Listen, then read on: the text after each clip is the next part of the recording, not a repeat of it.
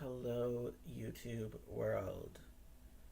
So, I'm currently uploading another music video, which is taking forever. So, while I wait for that to upload, I'm going to do another live stream about politics. Um, in my last live stream, I tried to put the hashtag left wing hypocrisy, or I also tried leftist hypocrisy. Both were censored by YouTube. Like, wow. You can't point out left wing hypocrisy with a hashtag on YouTube. That's where we're at. I don't know if you can do right wing hypocrisy, but I mean, wow. Anyways, it boggles the mind. So instead of putting it as a hashtag, this time I'm just having it as the thumbnail, so it'll stand out even more. That's how I respond to censorship.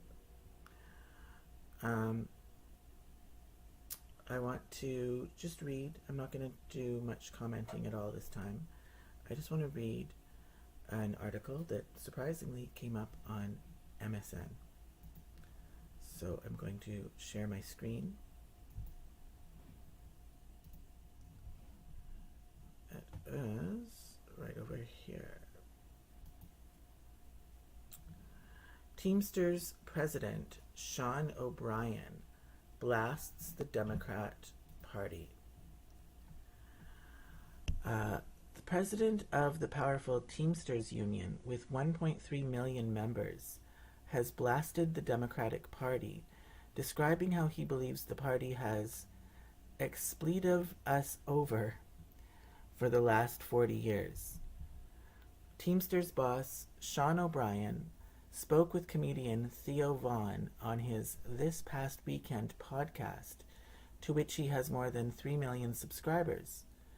O'Brien described himself as a Democrat, but believes the party may no longer be the right one to represent the working class.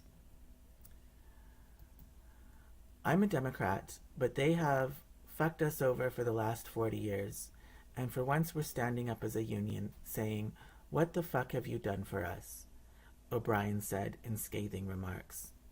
"I'm getting attacked from the left, you know, and since I've been in office over 2.5 years, we've given the Democratic machine $15.7 million. We've given Republicans about $340,000, truth be told. So it's like, you know, people say the Democratic Party is the party of working people, but they're actually bought and paid for by big tech," O'Brien explained.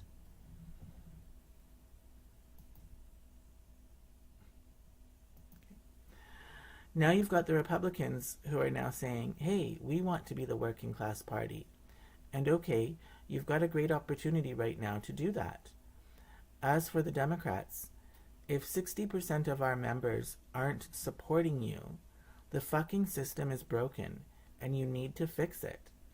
Stop pointing fingers at the Teamsters Union and look in the mirror, he said bluntly. Earlier in the podcast, O'Brien explained how he believed the sands might be shifting, with the GOP now vying to be the party to represent workers. I mean, hands down.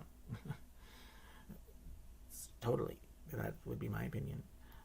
Okay. I said I'm not going to comment too much. It's funny, you know, before you always had Democrats fighting for working people, and now we kind of see a switch where working people feel like they've been left behind by the Democratic Party, and the Republicans say they want to be the party to represent the working class, O'Brien said. They have an opportunity to do it, but, you know, I think we've got a huge opportunity to organize. We've been exposing them, and we've been fighting. And, you know, our biggest opponent right now is Amazon, and we're going to crush them. Last month, the powerful union elected not to endorse either Donald Trump or Kamala Harris for president in a stunning blow to the Democrats. The move came just weeks after O'Brien spoke at the Republican National Convention and days after Harris met with union leaders. A letter from the union's executive board revealed there was a split in the membership and that there was erosion in support for the Democrats after Joe Biden stepped back in July.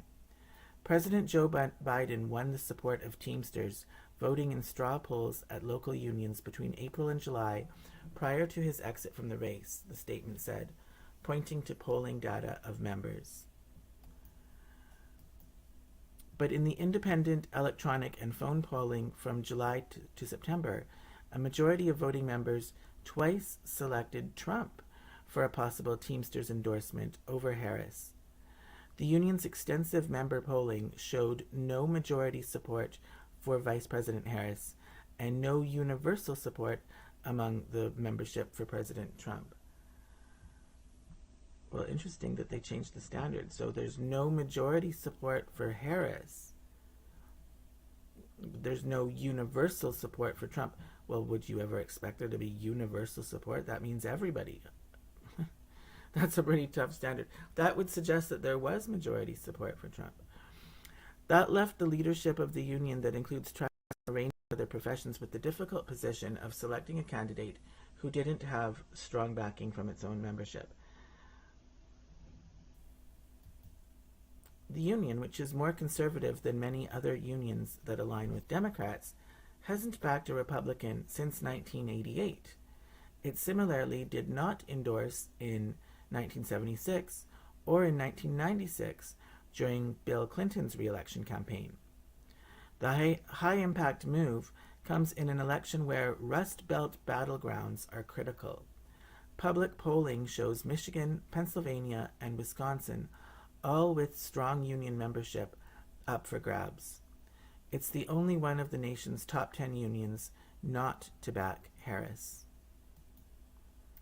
According to data released by the union, rank and file picked Trump over Harris by a 60 to 34%. Right, so it was, like I said, the majority did support Trump. The announcement was the latest labor move in a closely fought election. Biden made a point of marching with striking UAW workers earlier this year, and Trump drew controversy with an improving comment to Elon Musk on the X platform when Musk spoke about firing striking workers. Okay. The Teamsters also hit both candidates for failing to pledge to back them on core issues. After reviewing 6 months of nationwide member polling and wrapping up nearly a year of rank-and-file roundtable interviews with all major candidates for the presidency, the union was left with few commitments on top Teamsters issues from either former President Donald Trump or Vice President Kamala Harris, and found no definitive support among members for either party's nominee, it said. Okay, well, that's confusing from the stats that they put out earlier. All right. So, I mean, I would think that, yeah, I mean, the left in general does not support the working class, not just Democrats. They're all about identity politics. And a lot of the platform of the left these days would be attacking working class with carbon taxes. I mean, it mentioned truckers, so truckers would suffer from a carbon tax. Just exorbitant inflation really hurts working people, and we see that the big tech, I mean, it's apparent that big tech supports the Democrats. I mean, whether the Democrats support big tech, I guess, is more of a question in my mind, but it's clear that the big tech supports the Democrats. I mean, I can see that on YouTube every day. And I can see that on, I mean, I'm surprised to even get this article through MSN, but I guess they have to feign some degree of neutrality. But the articles that come through are overwhelmingly critical of Trump and supportive of Harris. And of course, big tech is, you know, the arch enemy of the working class, because big tech wants to replace working people with bots and automation, literally replace them, put them out of work. So it's not really a surprise. I mean, now Donald Trump himself is not a working class person by any means. He's a rich billionaire. But just speaking to working class people over the past few years, especially men, many of them resonate with Donald Trump much more than any leftist politicians. There's a certain respect that is there. I mean, I just think the left is batshit crazy. Personally, they're out of touch with reality. You know, I mean, the transgender stuff is a prime example, but there's other examples too. It's identity politics all the way. And of course, you can't escape identity politics. Identity politics is always going to be there. The working class is a type of an identity, so that's a form of identity politics. But, so you're never going to escape identity politics entirely, but to make it your central focus, the way that the left has done, is problematic from a working class perspective, I would say. That's all I have to say for now.